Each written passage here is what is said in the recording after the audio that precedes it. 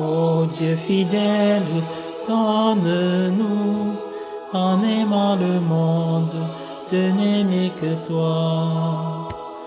Bonjour à tous et à toutes et bienvenue à notre rendez-vous quotidien consacré à la méditation de la parole de Dieu.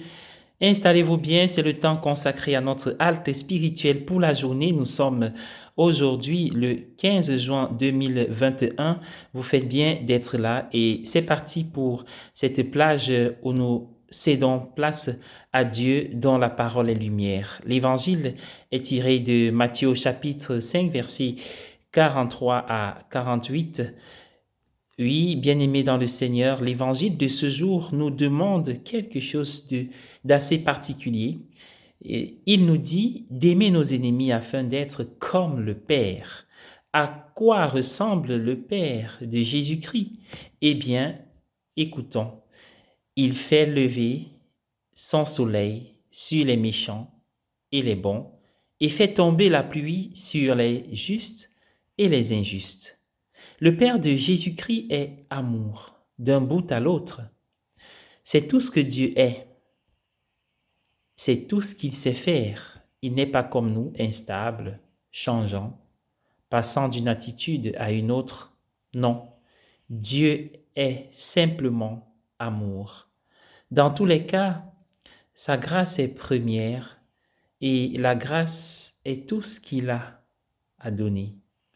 C'est pourquoi la comparaison avec le soleil et la pluie est si pertinente. Le soleil ne demande pas qui mérite sa chaleur ou sa lumière avant de briller. Il brille tout simplement et les bonnes et les mauvaises personnes le reçoivent. La pluie ne s'enquiert pas non plus de la rectitude morale de ceux sur qui elle déverse sa bonté vivifiante. Elle se déverse simplement, et les gens justes et les injustes la reçoivent. L'amour de Dieu ne fait pas de distinction entre les personnes moralement bonnes et celles moralement mauvaises.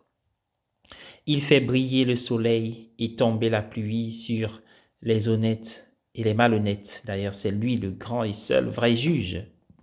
L'amour de Dieu est le même pour tous. Ce qui diffère, c'est la réponse des gens à cet amour, notre réponse à son amour. Des 4 évangélistes, c'est Luc qui présente Jésus comme faisant exactement cela.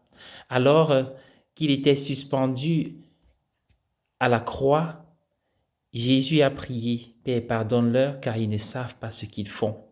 Les autres évangélistes présentent bien Jésus qui aime ses ennemis. Mais il y a cette suggestion chez Luc qui est toute particulière, une façon d'aimer les ennemis, c'est de prier pour eux. Et cette prière devrait nous inspirer. Il est vrai que beaucoup de personnes considérées comme méchantes, dont la méchanceté a été néfaste dans notre vie ou la vie de nos proches, oui, ces personnes apparemment selon notre connaissance, savent ce qu'elles font et parfois de manière répétitive font souffrir d'autres et encore et encore. Mais par notre prière, nous faisons une œuvre de charité, une œuvre d'amour. Père, pardonne-leur. Nous pouvons nous arrêter là. Ou suivre comme Jésus, car ils ne savent pas ce qu'ils font. Cela témoigne d'une telle générosité d'esprit qui caractérise le Christ.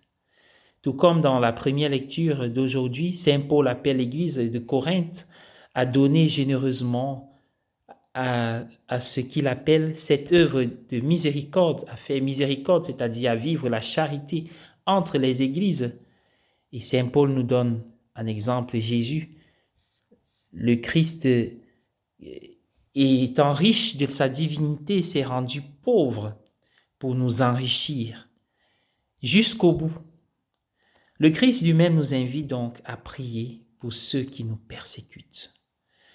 Parce que c'est le genre de personne qu'il est lui-même. Et plus fondamentalement, c'est le genre de Dieu, dans la mesure où notre amour pour les autres ne dépend pas de la façon dont les gens y répondent. Nous serons aussi parfaits que Dieu est parfait.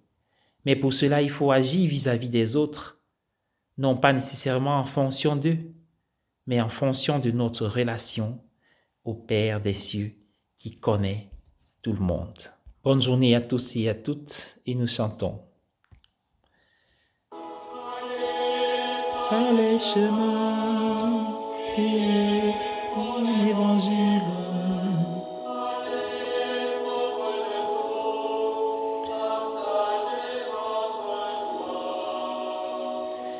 Tu nous appelles à t'aimer en aimant le monde où tu nous envoies. Ô Dieu fidèle, donne-nous en aimant le monde de n'aimer que toi.